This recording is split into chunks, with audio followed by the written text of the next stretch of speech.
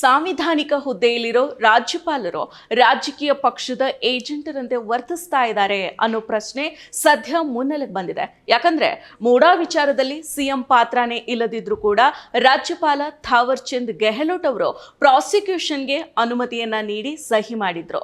ಮುಖ್ಯಮಂತ್ರಿ ಸಿದ್ದರಾಮಯ್ಯ ಅವರ ವಿರುದ್ಧ ಬಿಜೆಪಿ ರಾಜಕೀಯ ಪ್ರೇರಿತವಾಗಿ ಮಾಡಿರೋ ಆರೋಪವನ್ನೇ ಆಧಾರವಾಗಿಟ್ಕೊಂಡು ರಾಜಕೀಯ ದ್ವೇಷ ಮತ್ತು ಒತ್ತಡಕ್ಕೆ ಮಣಿದು ಪ್ರಾಸಿಕ್ಯೂಷನ್ಗೆ ರಾಜ್ಯಪಾಲರು ಅನುಮತಿಯನ್ನ ನೀಡಿದ್ರು ಅನ್ನೋ ಆರೋಪ ಕೂಡ ರಾಜ್ಯಪಾಲರ ಮೇಲೆ ಕೇಳಿಬಂದಿತ್ತು. ಇದೀಗ ಈ ಆರೋಪಕ್ಕೆ ಪುಷ್ಟಿ ಅನ್ನುವಂತಿದೆ ರಾಜ್ಯಪಾಲರ ಈ ನಡೆಗಳು. ಹೌದು, ರಾಜ್ಯಪಾಲರ ಅಂಗಳಕ್ಕೆ ಕುಮಾರಸ್ವಾಮಿ, ಯಡಿಯೂರಪ್ಪ, ಜನಾರ್ದನ್ ರೆಡ್ಡಿ ಪ್ರಾಸಿಕ್ಯೂಷನ್ಗೆ ಅನುಮತಿಯನ್ನ ಕೋರಿ ತನಿಖಾ ಸಂಸ್ಥೆಗಳು ಮನವಿ ಮಾಡಿದ್ರೂ ಕೂಡ ನೆಪಗಳನ್ನ ಒಡ್ಡಿ ರಾಜ್ಯಪಾಲರು ಪ್ರಾಸಿಕ್ಯೂಷನ್ಗೆ ಅನುಮತಿಯನ್ನ ನೀಡದೆ ಈ ವಿಚಾರದಲ್ಲಿ ದ್ವಂದ್ವ ನೀತಿಯನ್ನ ಅನುಸರಿಸಿದ್ದಾರೆ.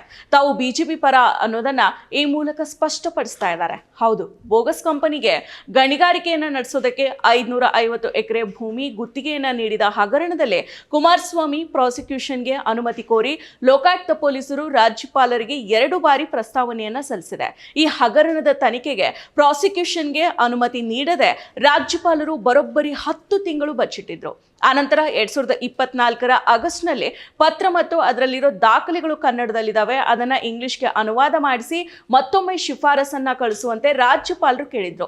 ಇದೀಗ ಲೋಕಾಯುಕ್ತ ಪೊಲೀಸರು ಅರ್ಜಿ ಮತ್ತು ಅಗತ್ಯ ದಾಖಲೆಗಳನ್ನ ಇಂಗ್ಲಿಷ್ಗೆ ಅನುವಾದ ಮಾಡಿಸಿದ್ದಾರೆ. ಹೊಸ ಶಿಫಾರಸು ಅರ್ಜಿಯನ್ನ ರಾಜ್ಯಪಾಲರಿಗೆ ಕಳಿಸಿದ್ದಾರೆ. ಇಂಗ್ಲಿಷ್ ಪ್ರತಿಗಳನ್ನ ಓದಿ ಆದ್ರೂ ಕೂಡ ರಾಜ್ಯಪಾಲರು ಪ್ರಾಸಿಕ್ಯೂಷನ್ಗೆ ಅನುಮತಿಯನ್ನ ನೀಡ್ತಾರಾ ಅಥವಾ ಮತ್ತೊಂದು ಕಾರಣವನ್ನ ನೀಡಿ ತಡೆಯೊಡ್ತಾರಾ ಅನ್ನೋ ಚರ್ಚೆ ರಾಜಕೀಯ ವಲಯದಲ್ಲಿದೆ.